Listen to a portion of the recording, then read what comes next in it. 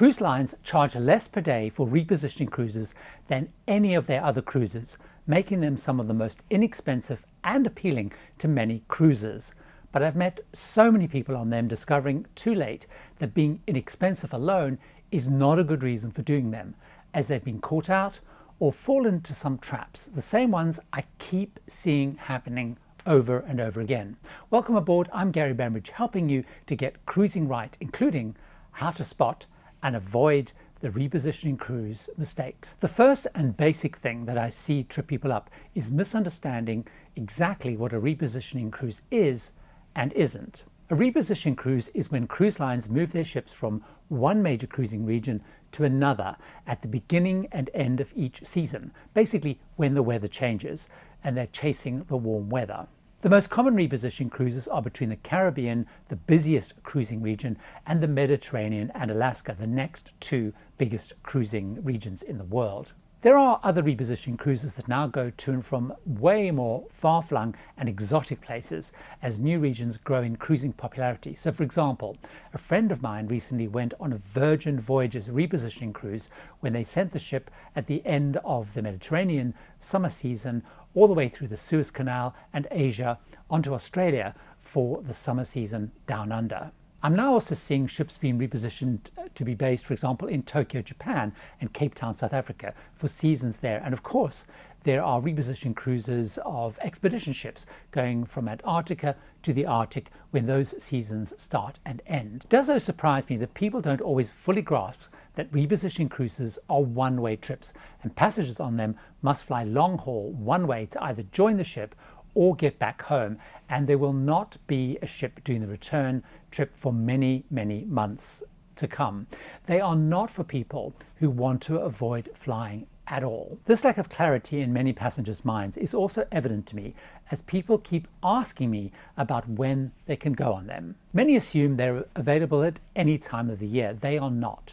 As I mentioned, repositioning cruises only happen at the beginning and at the end of the cruise region seasons. So that basically means around March, April time, the ships are sent from the Caribbean to Europe or Alaska, and then they're all sent back in the October, November timeframe.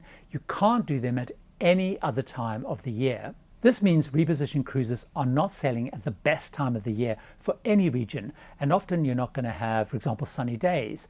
You could have rougher seas, more disruptions from the weather generally, and sea conditions often can mean that you miss some of the planned ports. But even when people understand this, some are not factoring in what commitment they require. Repositioning cruises are longer cruises. They're often 10 days to 2 weeks for the Caribbean to the Mediterranean and Alaska ones, and many weeks if you're heading down to places like Australia. And most of that will be sea days with a few ports at either end, so maybe only 3 or 4 ports in a 10 to 14-day cruise. The purpose is to get the ship to a new location as fast as possible, stopping at a couple of places on the way to refuel and make it a little bit more interesting for the passengers. For example, the last repositioning cruise I did was 12 nights on P&O Britannia from Southampton to Barbados. We called in at Madeira and then into 2 Caribbean ports before we got to Barbados. Although repositioning cruises are mostly sea days with a few ports, there are some where you can see some incredible things. For example, the repositioning cruises to and from the Caribbean and Alaska go through the Panama Canal, which is incredible. A few ships, for example, also sail Northern Europe and not the Mediterranean, and so when they reposition, they often do a stop or two in Iceland, Greenland and New York on their way to the Caribbean. Friends of mine, for example, did that on Holland America New Amsterdam last year. It amazed me on the ones that I did how many people I met did not like sea days but still booked due to the price, or had, for example, only been on port-intensive cruises with no sea days and were suddenly now having many of them and finding them rather boring. I found the people who were enjoying repositioning cruises saw the ship itself more as a destination rather than the ports, or they simply saw it as a chance to unwind and relax. But for people that do like sea days, there are several unique features of repositioning cruises that I saw people overlooking or not taking full advantage of, and I want to talk about those. First, while repositioning cruises are limiting on when you can go and where you can go, there is a staggering amount of choice on who you can go with. Pretty much every single cruise line, from the big mass market mainstream lines, MSC, Royal Caribbean, Norwegian, Carnival, right up to the ultra luxury lines like Crystal, Seabourn, Silversea, all reposition their ships between regions twice a year. That means there is a huge amount of choice. Your choice is enormous. Big ships, little ships, premium ships, anything that you want to do, you probably can do on a repositioning cruise.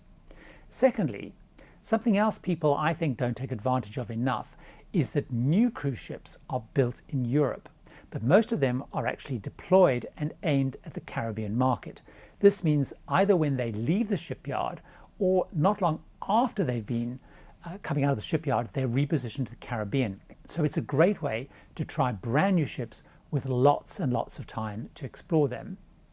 Friends of mine and a few cruise vloggers do this all the time, and they've done that on ships over the last couple of years like Wonder of the Seas, Norwegian Prima, and on and on and on.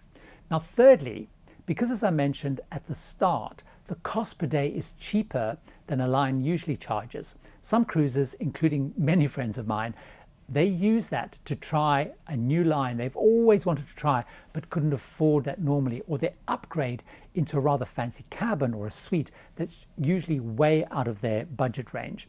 So for example, my friends Graham and Pete, they do this a lot. They went recently, at the time of recording this, on Norwegian Viva repositioning because they were able to then go in the Haven, the luxury ship within a ship, something they would never ever normally be able to afford on any other sailing.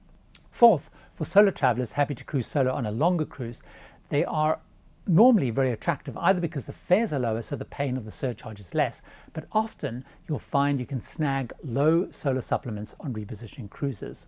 Fifthly, because they tend not to be sold out as the sea days and time they take makes them less appealing, they can be really good for travelers who like and can wait for last minute deals, because repositioning cruises often have them. Now the sixth, and I must admit something I saw as a plus, was there are usually fewer passengers than on other sailings of the same cruise ships, and they're not normally full. They're less busy, they've got fewer lines, and it's basically easier to get into popular restaurants, shows, or ride attractions, particularly on those big resort style ships, than on normal sailings. Also, there is an enormous amount of time to try everything. I found, especially on big ships with lots of features, like when I was on a regular cruise like on Norwegian Viva or Symphony of the Seas, I just didn't get any time to see and try everything because I was out sightseeing. On a repositioning cruise, there is plenty of time to explore everything on the ship. Now there was something I came across that some people on the repositioning cruises that I did getting a bit stressed about though, and it did involve money. Some of them got caught up in the incredibly good value fares, the great inexpensive fares, and they booked, but they hadn't considered the real cost. The trips are long, 10 days to 2 weeks or longer, so costs like drinks, gratuities, especially dining, Wi-Fi, and then of course the attraction of shopping or casino to fill up your time, the costs mount up. Also on ships without a guest laundry, it may mean that you're needing to send away for quite costly laundry. But the big hit for many people was the one-way flight. Now these can be really expensive, and many had not actually checked, they hadn't factored it in, nor had they booked their one-way flight early enough to get better pricing. For some of people I know, it actually wiped out the benefit of the lower fare. If you're not sure if a repositioning cruise is for you, but wonder if a transatlantic on Cunard Queen Mary 2 may be, join me in this video where I talk about the 10 things people get wrong on those, starting with why the most common myth people have is wrong. See you over there.